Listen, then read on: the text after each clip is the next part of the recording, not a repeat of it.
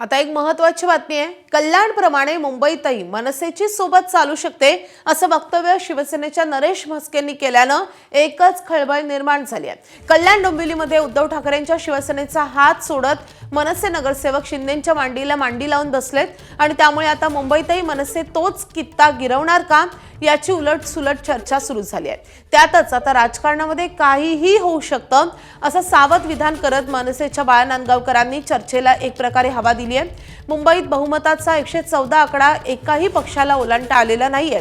भाजप 89, शिंदेची शिवसेना 29, उद्धव ठाकरेंचे 65 आणि मनसेचे 6 नगरसेवक निवडून आलेत। शिंदेंना सोबत घेऊन भाजप सत्ता स्थापनेचा दावा करण्याच्या तयारीत आहे। मात्र राज ठाकरेंच्या मनसेलाही सोबत घेत युती बेरजेचं राजकारण करणार की कोणती नवी खेळी करणार हे पाहणं तितकंच महत्त्वाचं असेल।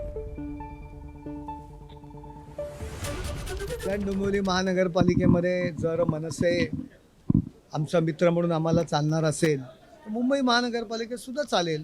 मी कालही म्हणालो मनसे म्हणजे काय MIM नाही आहे। स्वतः देशपांडे जे त्यांचे संदीप देशपांडे आहेत, प्रवक्ते आहेत, मुंबईचे अध्यक्ष ते स्वतः या ठिकाणी आले होते।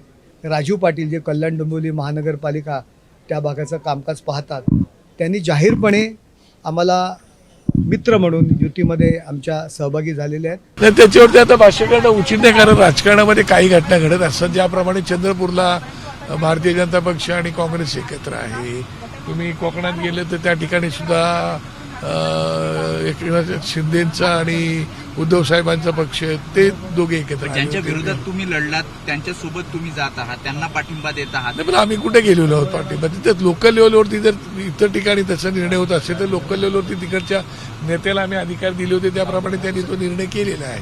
भारतीय जनता पक्षाबरोबर काही ठिकाणी म्हणजे जिथे अत्यंत अस्थिरता आहे आणि स्टेबिलिटी आहे तिथे आम्ही शिंदेबरोबर कदापि जाणार।